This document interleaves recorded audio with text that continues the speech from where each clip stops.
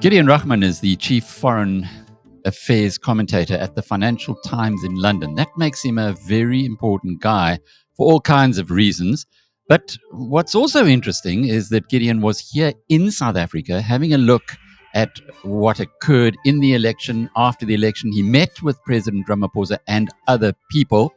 We're going to find out from him his impressions, because this is a man who tells the world what to think of this country. Gideon, but I suppose the most important thing about all of this is that you have a South African connection, quite a deep one. Your parents were South Africans. You visited here in your childhood. So I guess there is some affection to the country. Oh, completely. Yeah. No, I mean, I think one of the reasons that I've ended up doing the job I'm doing was indirectly because my parents were South Africans, and it was, growing up in England, it was normal for most of my friends to talk about politics around the table. But of course, if you're grown up in South Africa, as my parents had, it was a very politicized environment. We talked about politics all the time, and that's a kind of second nature for me. And I lived in South Africa for a few years, height of apartheid in retrospect, 67 to 70, when I was like 4 till 7 years old. And then I went back to Britain, but always retained an interest in the country and came back frequently. We know, the BizNews community knows you well from your weekly column that we publish most times. But maybe if you could just unpack for those who are watching this for the first time, what it is that you do, your job on a day-to-day basis. Sure. Well, I mean, I have the sort of very wide brief, to put it mildly. I do the sort of global politics column for the Financial Times. So in theory, I could write about almost anything that's happening in the world, but you try to sort of focus in partly on what's going to be of interest to the readers. So we have a sort of big kind of, I think, only 20% of our audience is now in Britain. Maybe it's 30%, but so it's a global audience of people who are internationally minded, usually in business, but not only. We have a lot of kind of academics, diplomats, etc., who read us. And so I write about what the big global political issues shaping the world are. Mainly, I guess, US, China, Europe, because we're based in Europe. But whatever I fancy, really, and try to sort of pick out the big trends that will be of interest to the readers. And always look for balance. And that, I think, is something that's much appreciated. Yeah, I mean, I think that obviously we're in an extremely partisan era now.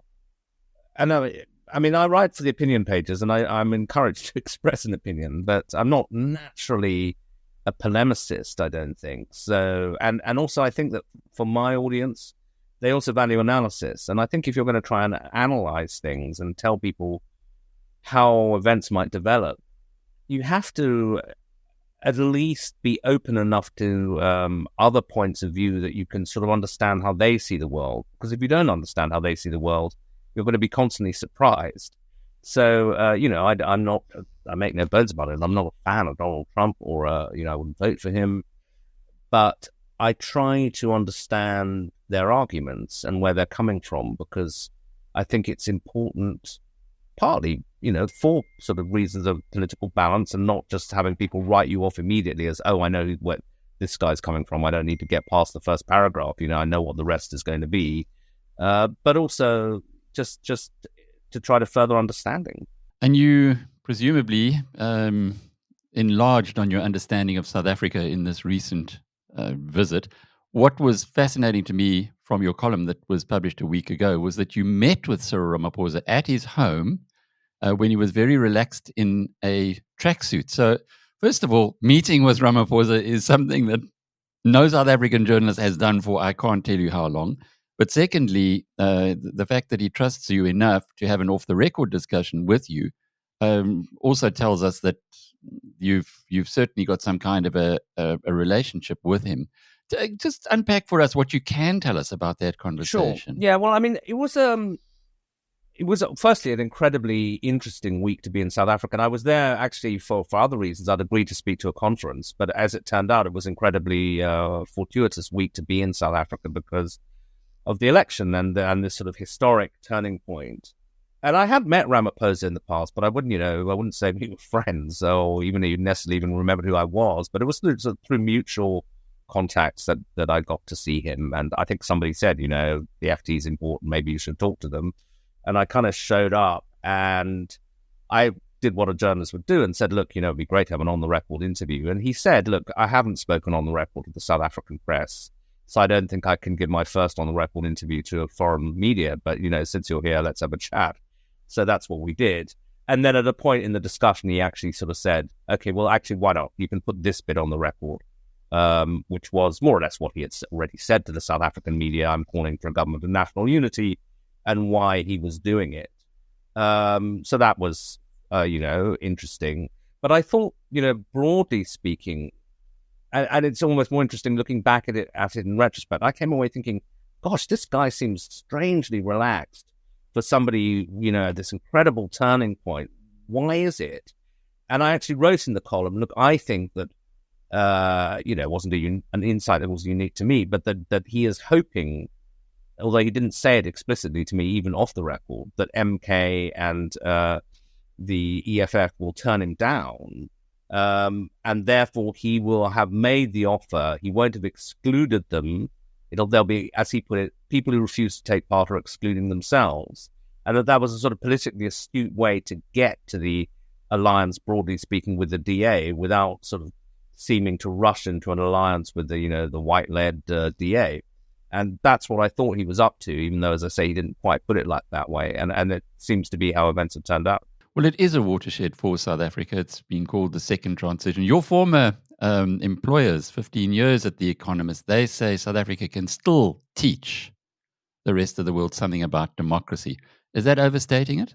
No, I don't know whether the world would be watching or taking the lesson, but if you think about it, yes, because what Ramaphosa did, and I know, a lot of the gloss has come off him, and a lot of people are disappointed both on the left and the right with him. But what he did is unfortunately becoming quite unusual, certainly not routine, which is he lost an election, and he did not say, there was fraud, or I don't respect the results, or I'm carrying on regardless because come up with some excuse. He actually said, fine, I the people have spoken. I don't like what they said necessarily, but I'll take it on board and I will respond to it. And that, if you look at the leader of the free world, the US, that is not what Donald Trump did.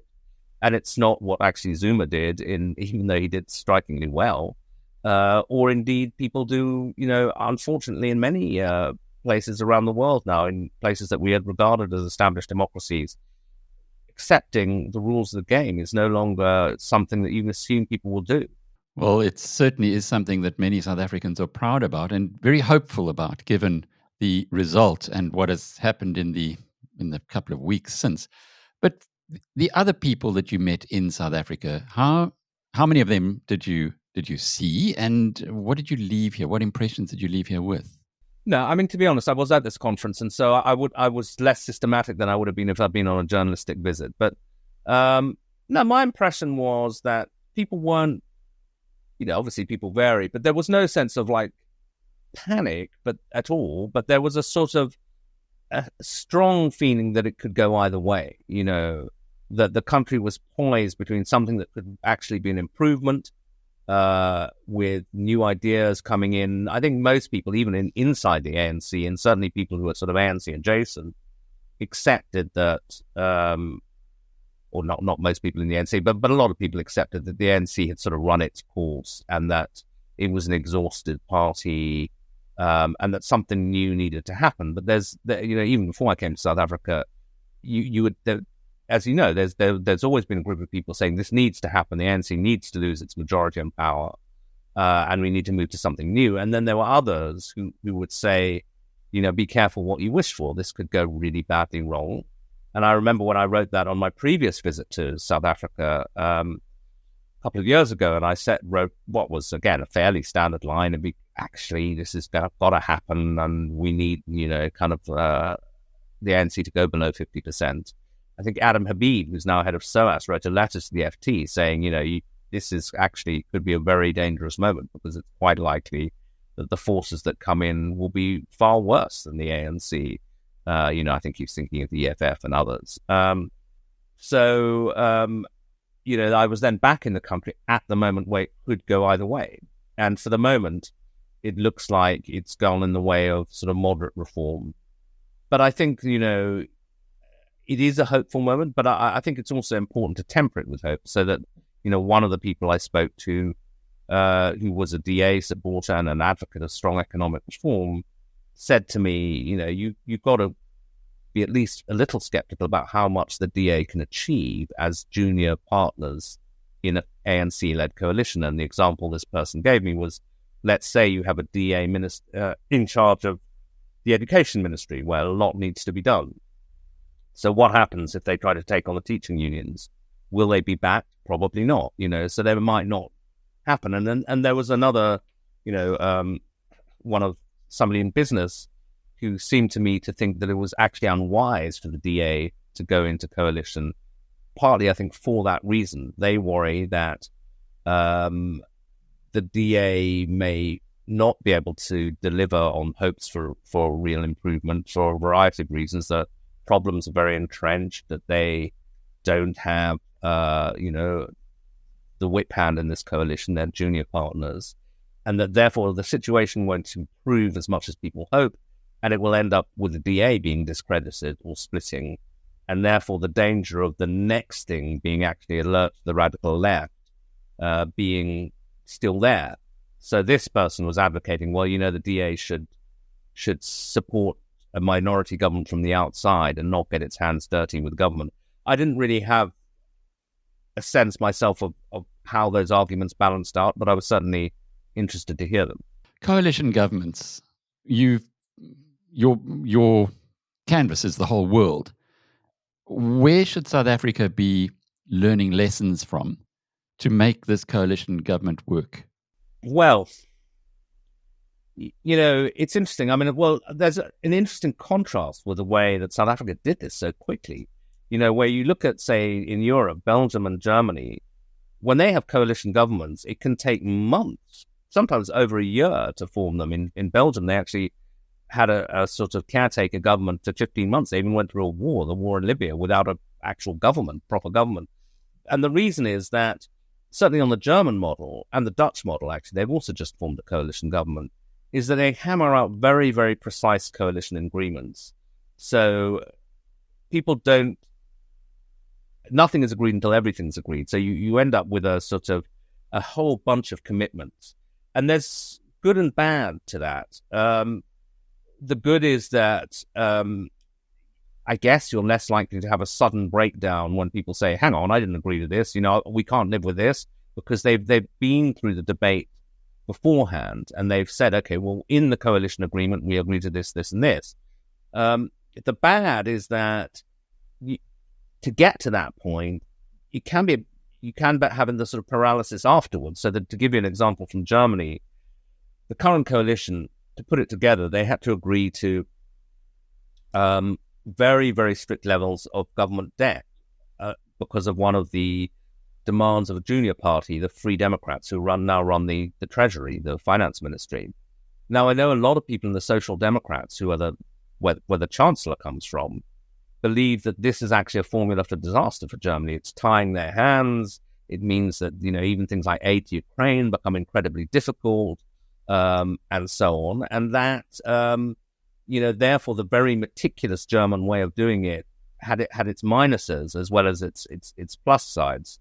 Another country that it's going to be faced with incredibly difficult coalition building quite soon, I think, is France, which has legislative elections on June the 30th and then July the 7th, and will, a bit like South Africa, have incredible political opposites.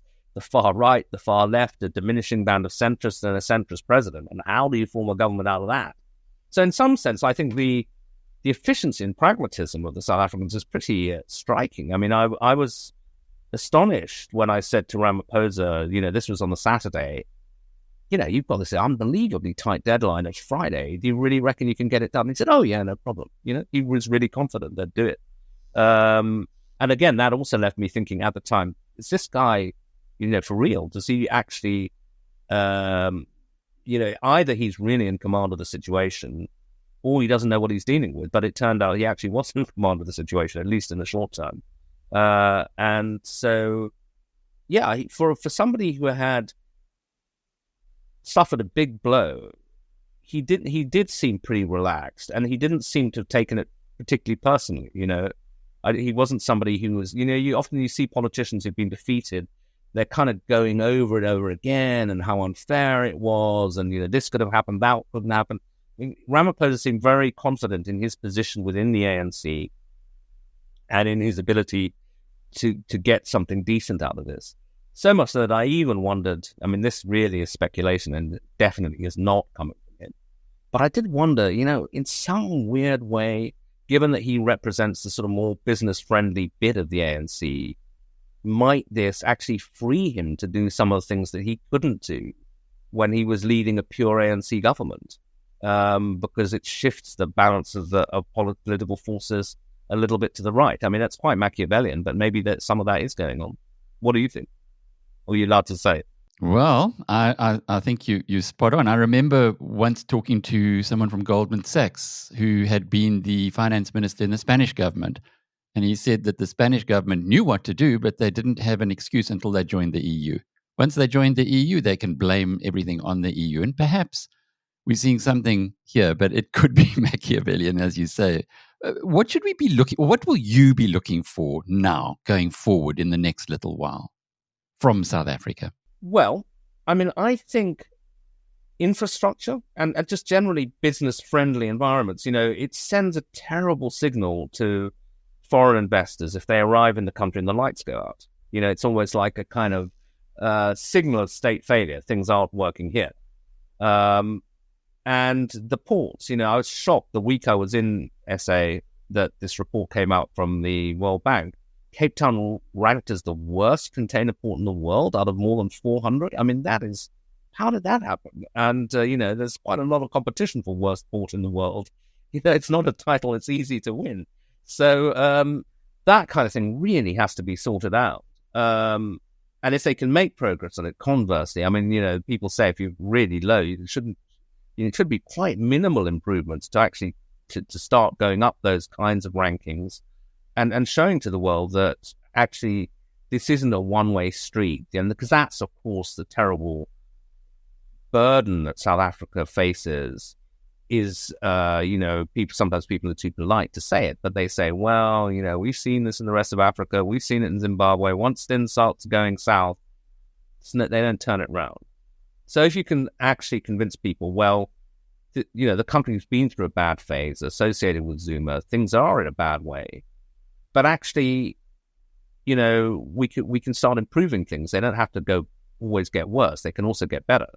That's really important. And I think there is some hope. I gather people say the energy crisis is not as bad as it was a couple of years ago.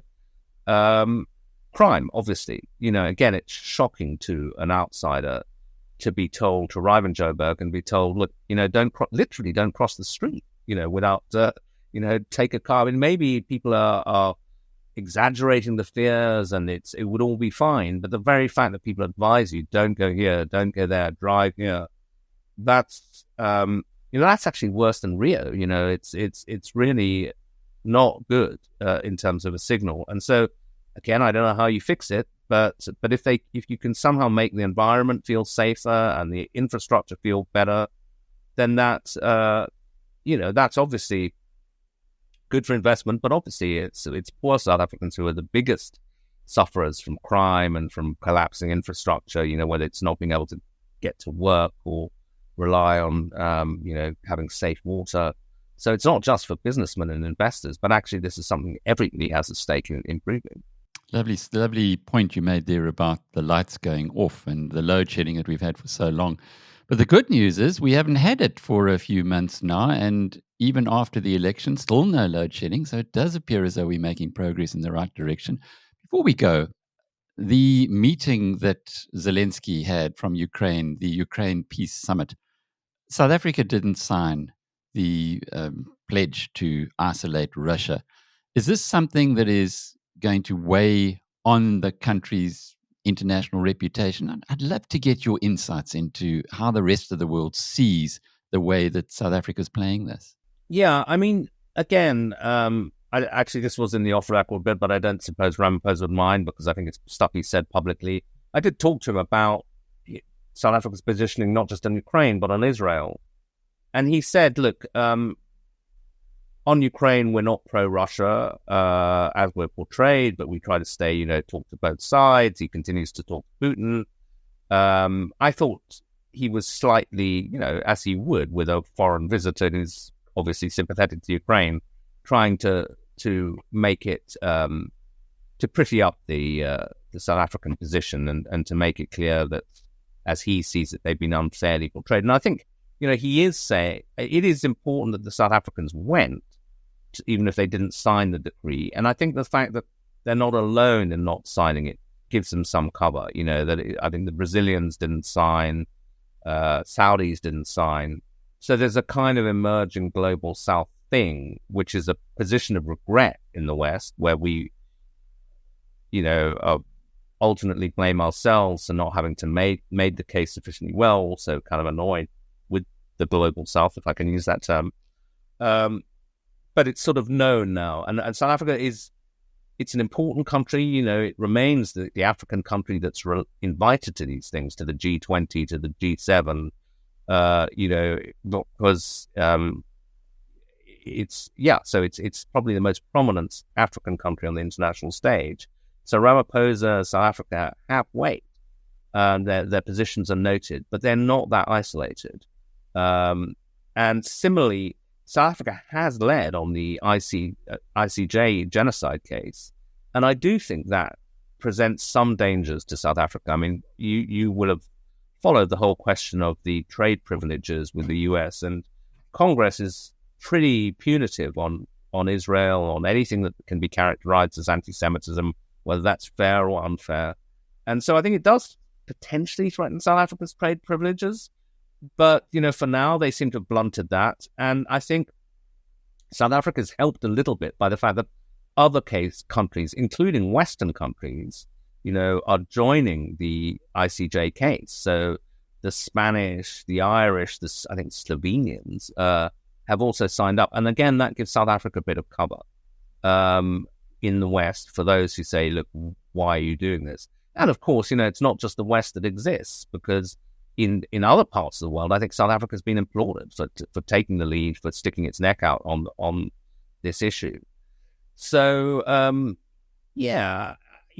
think you could argue, well, the country's got quite a lot of problems of its own to be getting on with. Does it really need to be taking this very high international profile? But that's something for the political leadership to decide on.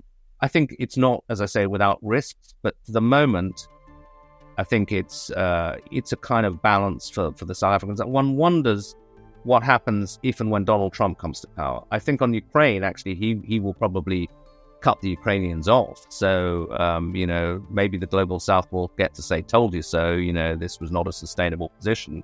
On Israel, however, I think he'll become much more militant, and I think the Republicans will be let off the leash in taking on people that are seen to be unfriendly to Israel. So that could become a more difficult position for South Africa. Well, there's some big red flags waving there. Gideon Rachman, who is the Chief Foreign Affairs Commentator at the Financial Times of London. And I'm Alec Hogg from BizNews.com.